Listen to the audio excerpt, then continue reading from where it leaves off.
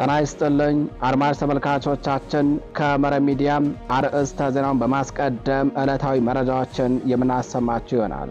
በመርሐቤቴ ታች ቤት ቀጠና በንጹሃን ላይ ጥቃት ለማድረስ ተንቀሳቅሰው በነበረም የአገዛዙ አየር ወለድ ኮማንዶ በናደው ክፍለ ጦር አርበኞች ድባቅ መመታቱ ተነገረ። በዚያው አካባቢ በስለላና በዘረፋ እንዲሁም የፋኖን ስም በማጠልሸት ተሰማርተው የነበሩ ሁለት ቀንደኛ ባንዳዎች ላይ የማያዳግም እርምጃ ስለመወሰዱም ተነግሯል። መረጃውን ታደምጡታላችሁ። በሌላኛው መረጃችን በደብረ ታቦር ዙሪያ በተካሄደ የ3 ቀን ውጊያም ያገዛዙ አከርካሪ መሰበሩ ተሰምቷል።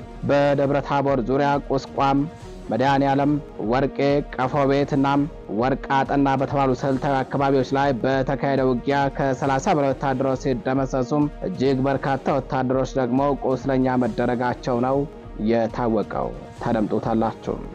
በሌላኛው መረጃችን አዲስ አበባ የሁሉም ኢትዮጵያውያን የጋራ መዲና እንጂ የአንድ ቡድን መጫወቻ ልትሆን አትችልም ሲል የአማራ ፋኖ ብሔራዊ ንቅናቄ ስራ አስፈጻሚ አባሉ ተናገረ።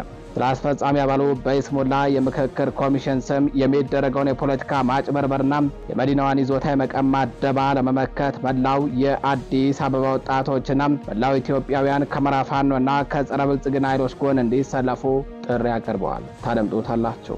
የተከበራችሁ አድማጭ ተመልካቾቻችን እንደምን ዋላችሁ፣ እንደምን አመሻችሁ። በኔትወርክ መቆራረጥ ምክንያት ያለፉት 2 ቀናት መረጃዎቻችንን ወደ እናንተ ሳናደርስ ቆይተናል። ለዚህም ከወዲሁ ይቅርታ እየጠየቅን ለዛሬ ነሐሴ 18 2018 ዓ.ም ይዘናቸው የነበሩት ዕለታዊ መረጃዎችን የምናሰማችሁ ይሆናል። አብራችሁን ቆዩ።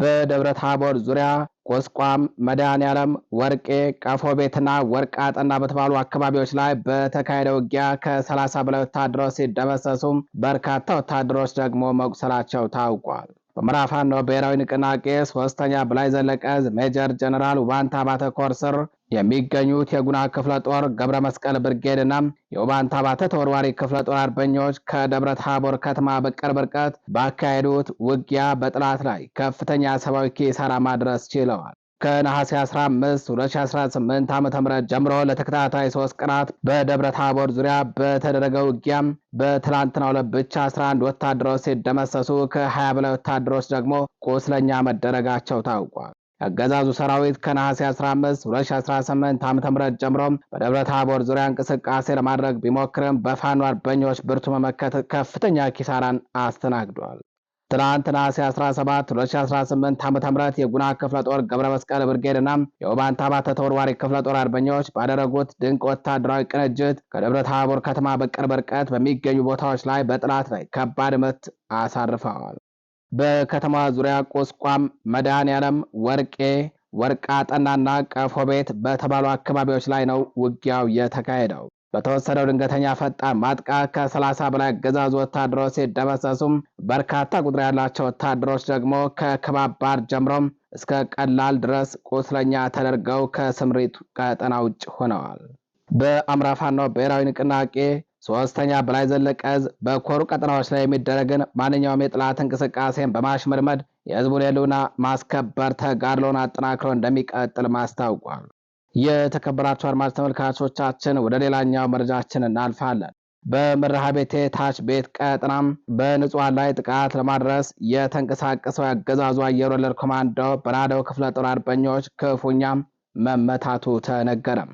በመርሐቤቴ ታች ቤት ቀጠና ጥቃት ለመሰንዘር ከፌጥራ ከተማ በ3 አቅጣጫ የተንቀሳቀሰው ያገዛዙ 101ኛ አየር ወለድ ኮማንዶ በአማራ ፋኖ ብሔራዊ ንቅናቄ 5ኛ ሳምነው እዝ አጼ ዘርዓ ያዕቆብ ኮር ናደው ክፍለ ጦር በተከፈተበት ድንገተኛ ጥቃት አከርካሪው ተሰብሮም በርካታ ወታደሮቹ ሙትና ቁስለኛ መደረጋቸው ታውቋል።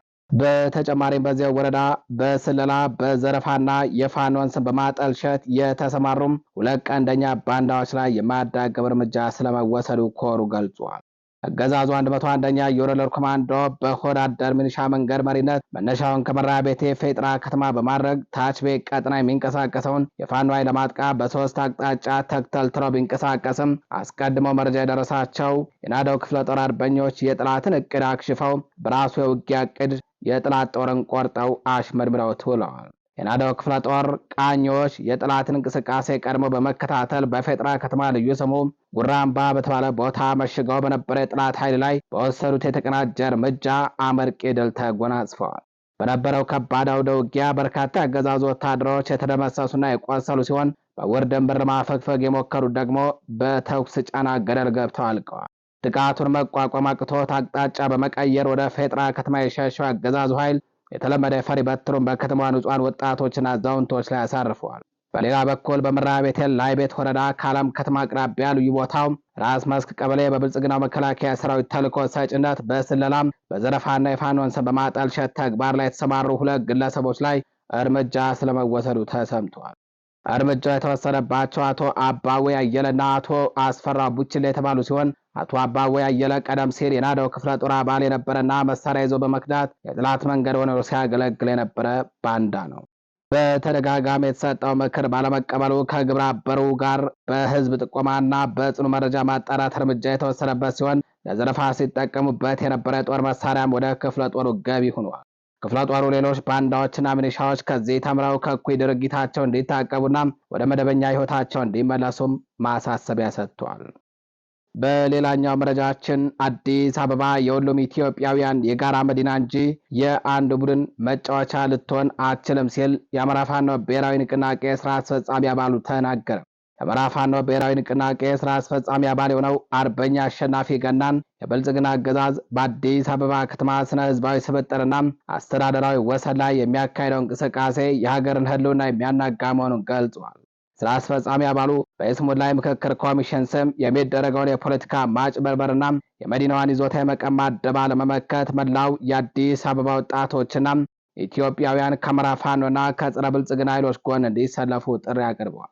አርበኛ አሸናፊ ገናን በወቅታዊ ጉዳዮች ዙሪያ በማህበራዊ ትስስር ገጹ ባሰፈረውና መረብ ሚዲያ በተመለከተው ጽሑፍ አዲስ አበባ የሁሉም ኢትዮጵያውያን የጋራ መዲናና የኢኮኖሚ ማዕከል እንጂም በአንድ ወገን ፍላጎት ብቻ የህዝብ ስብጥሯ እንዲሁም ወሰኗ ሊቀየር የሚችል እንዳልሆነ አስታውቋል። አገዛዙ በመዲናዋና በነዋሪዎቿ ላይ ያካሄደ ያለው ዘመቻም የአገሪቱን ማህበራዊ ውል የሚያፈርስ እኩይ ደባ በመሆኑ መፍትሄው ከዕለታዊ ብስጭት ወጥቶም በቅንጅት መታገል ብቻ መሆኑን አርበኛው ጠቁሟል። በምክክር ስም በአዲስ አበባ ከተማ ይዞታ ላይ ተጽዕኖ ለመፍጠር የሚደረጉ እንቅስቃሴዎች መነሻቸው የታቀደ ወንጀልና የማህበራዊ ኢኮኖሚ ውድመት ማድረሻ ስልት ነው ያለው አርበኛ አሸናፊ ገናን የብልጽግና አገዛዝ የህዝቡን የፖለቲካ የኢኮኖሚና የማህበራዊ ህይወትን 100% በቁጥጥር ስር ለማዋል ያለው ፍላጎት ስግብግብነቱን የሚያሳይ ሲሆን የተለየ ሀሳብን ማስተናገድ ባለመቻሉም አዲስ አበባን ለመሰልቀጥ እየሰራ ይገኛል ብለዋል። አገዛዙ ላለፉት ዓመታት ለሰው ልጅ ህይወት ክብርና ሰብአዊ መብቶች ምንም አይነት ግድ እንደሌለውና ጦርነትን እንደ ፖለቲካ ስልት እንደሚጠቀም አስመስክሯል ያለው አርበኛው የስግብግብነትና የጠቅላይነት አባዜ የህዝቦችን አብሮ የመኖር እሴት በመሸርሸር ሀገር ለመፍረስ የሚዳረግ መሆኑን አመልክቶም አገዛዙን በጋራ መታገል የሁሉም ዜጎች ኃላፊነት መሆኑን አሳስበዋል። አርበኛ አሸናፊ አክሎም የአማራ ፋኖ ብሔራዊ ንቅናቄ ሀገርን ከመፍረስና ህዝብን ከመፍለስ ለመታደግ የጀመረው መራር ተጋድሎ ለድል እስኪበቃ ድረስ የህልውና ትግሉ ተጠናክሮ ይቀጥላል ያለ ሲሆን መላው ኢትዮጵያ ህዝብና የአዲስ አበባ ወጣቶች ህልውናቸው ለመታደግ ከፋኖና ከጸረ ብልጽግና ኃይሎች ጋር በጋራ እንዲቆሙ ጥሪውን አስተላልፈዋል። የተከበራችሁ አድማጭ ተመልካቾቻችን ወደ ሌላኛው መረጃችን እናልፋለን።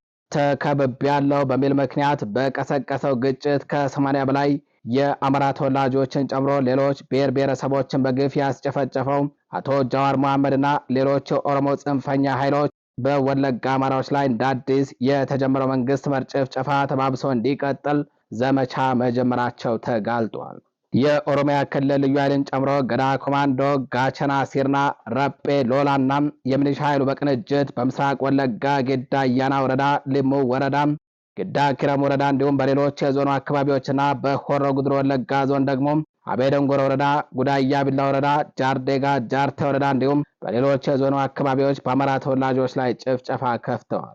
በክልሉ ኃይሎች ከለላ የሚሰጠው ከክላስ ጀምሮ ሌሎች ስለታማ መሳሪያዎች የታጠቀም የቄሮ ቡድን ኃይል ቤት ለቤት እየዞረ መሸሽ ያልቻሉ ነፍሰ ጡር እናቶችንና አቅመ ደካሞችን ጭምር በአሰቃቂ ሁኔታ እየገደለ እንደሚገኝ መረብ ሚዲያ ለማረጋገጥ ችሏል። ይህንን ተከትለው በአማራ ተወላጆች ላይ እየተካሄደ የሚገኘውን ብልጽግና መር ጭፍጨፋና ንብረት ውድመት ለማድበስበስ የብሔር ግጭት ቀስቃሽና ሀገር አፍራሽ መልእክቶችን በማስተላለፍ ቅስቀሳ በማካሄድ የሚታወቀው አቶ ጀዋር መሐመድን ጨምሮ እሱ ባቋቋመው ኦኤምኤን ሚዲያና በሌሎች ጽንፈኛ የኦሮሞ ኃይሎች ኦሮሞ ተገደለ በሚል የተቀናጀ የሐሰት ዘመቻ መጀመራቸውን መረብ ሚዲያ ተመልክቷል። በአማራ ተወላጆች ላይ የሚፈጸመው እልቂትና የንብረት ውድመት ተባብሶ እንዲቀጥል ለማድረግ ቀደም ሲል በእኛ አካባቢ ቀና ብሎ የሚሄድ ክርስቲያን ካለ አንገቱ ነው በሜንጫ የሚንቆርጥለት በሚል ሃይማኖታዊ ግጭት ቀስቃሽ መልእክት በማሰራጨትና ተከብቤያለሁ በሚል ምክንያት በቀሰቀሰው ግጭት ከ80 በላይ የአማራ ተወላጆችን ጨምሮም ሌሎች ብሔር ብሔረሰቦችን በግፍ ያስጨፈጭፈውና ለዚህም አልጸጸትም በሚል የተሳለቀው አቶ ጀዋር መሐመድና ሌሎች የኦሮሞ ጽንፈኛ ኃይሎች የተገደሉ ንጹሃን አማራዎችን አስከሬን ምስልና ህዝብ በማህበራዊ ሚዲያ በመለጠፍ ህዝብን ለማደናገር እየሰሩ እንደሚገኙ ነው የተረጋገጠው። የተከበራችሁ አድማጭ ተመልካቾቻችን መረጃዎቻችን እንደቀጠሉ ናቸው። በስልጣን ላይ ያለው አገዛዝ ፍጹም ጸረ ህዝብና ሀገር ሻጭ በመሆኑ ስርዓቱን ታግሎ ከማሸነፍና ለፍርድ ከማቅረብ ውጭ ሌላ አማራጭ እንደሌለ የአማራ ፋኖ ብሔራዊ ንቅናቄ አንደኛ ምኒልክ ዕዝ ዋና ወታደራዊ አማካሪ ኮሎኔል ሞገስ ዘገየ አስታወቀ። የወታደራዊ ሳይንስ ውጊያ ስልቶችን በጥራትና በከፍተኛ ዲሲፕሊን በመተግበር ላይ የሚገኘው የፋኖ ኃይል አገዛዙን የመከላከያ ሰራዊት በመማረክና መዋቅሩን በመበታተን ላይ እንደሚገኝ ያመላከቱት ኮሎኔል ሞገስ የህዝብ ሉዓላዊነት እስኪረጋገጥ ድረስ ትግሉ ተጠናክሮ እንደሚቀጥል አጽንኦት ሰጥተው ተናግረዋል። አማራ ፋኖ ብሔራዊ ንቅናቄ አንደኛ ምኒልክ ዕዝ ዋና ወታደራዊ አማካሪ ኮሎኔል ሞገስ ዘገየ አሁን በስልጣን ላይ ያለው የብልጽግናው አገዛዝ ፍጹም ጸረ ህዝብነቱንና ሀገር ሻጭነቱን ገልጸው ይህንን አገዛዝ ለመገርሰስ ሉዓላዊነትን ለማረጋገጥ የሚደረገው ትግል ተጠናክሮ ይቀጥላል ሲሉ ገልጸዋል።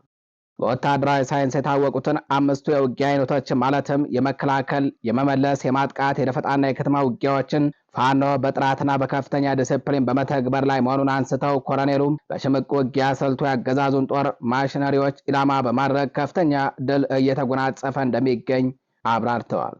በአማራ ህዝብ ላይ ከተፈጸሙ ጅምላ ጭፍጨፋ አንጻር ይህንን አገዛዝ ታግሎ ከማሸነፍ እንዲሁም ለፍርድ ከማቅረብ ውጭ ሌላ አማራጭ የሌለ መሆኑን የገለጹት ዋና ወታደራዊ አማካሪው ኮሎኔል ሞገስ ዘገየም ፋሽስታዊ ስርዓት ለፍርድ ቀርቦ የህዝቡ ሉዓላዊነት እስኪረጋገጥ ድረስ ትግሉ ተጠናክሮ ይቀጥላል ሲሉ አጽንኦት ሰጥተው ተናግረዋል። የተከበራችሁ አድማጭ ተመልካቾቻችን ወደ ሌላኛው መረጃችን እናልፋለን። ከ112ኛ የሮደር ኮማንዶ ክፍለ ጦር የወጡ የአገዛዙ ሰራዊት አባላትና የሚሊሻ አባላት ከነሙሉ ትጥቃቸው ፋኖን ተቀላቀሉ።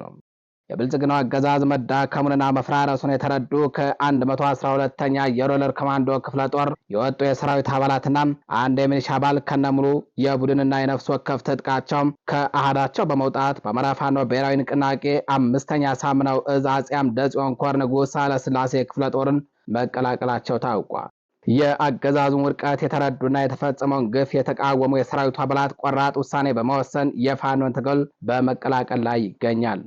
10 አለቃ አለሙ ገዛው 2 ኤኬ ክላሽ 250 ተተኳሽ 6 ካዝናና 1 የደረት ትጥቅ፣ ምክትል 10 አለቃ ወታደሩ መንገሻ 1 ኤኬ ክላሽ 5 ካዝና 2 ኤፍ1 ቦምብ ከ300 በላይ ተተኳሽ 1 የደረት ትጥቅና 1 ወታደራዊ ቦርሳም፣ ምክትል 10 አለቃ ልደቱ ተፈሪ 1 ኤኬ ክላሽ 5 ካዝና 2 ኤፍ1 ቦምብ 90 ተተኳሽ 1 የደረት ትጥቅና 1 ወታደራዊ ቦርሳም፣ እንዲሁም ፉአድ ከማል 1 ኤኬ ክላሽ ከዚህ አልፎ ወታደር ብሩክ ዮሐንስ 1 ኤኬ ክላሽ 2 ኤፍ1 ቦምብ 320 በላይ ተተኳሽና 1 የደረት ትጥቅ እንደያዘ ፋኖን ተቀላቅሏል።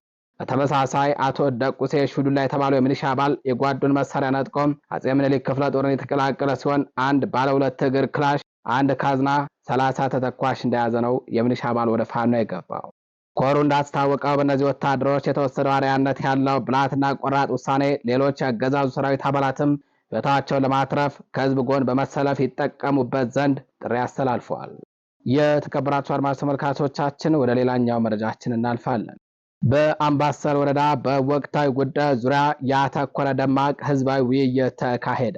በአምባሰል ወረዳ 03 ቀበሌ ሮቢት ከተማ ምኒልክ አንደኛ ዕዝ ከፍተኛ አመራሮች፣ የ14ኛ ክፍለ ጦር አመራሮች በተገኙበት ደማቅ ህዝባዊ ውይይት መድረክ ተካሂዷል። በመድረኩ የትምህርትና ስልጠና መምሪያ ኃላፊ መምህር ፍቅሩ ፈንታም፣ የህዝብ አስተዳደር ኃላፊ አርበኛ አበበ ቀዮም፣ የፖለቲካ ጉዳዮች መምሪያ ምክትል ኃላፊ አርበኛ ስንታየው ተስፋም፣ የትምህርትና ስልጠና መምሪያ ምክትል ኃላፊ አርበኛ ዘሪሁን ደምሴ፣ የዕዙ ከፍተኛ ዳኛ አርበኛ ዋሴ ገብረ ሕይወት፣ የ101ኛ ኮር ምክትል አዛዥ አርበኛ እንድሪስ ጉደሌና ሌሎች የ104ኛ ኮር አመራሮች ተገኝተዋል።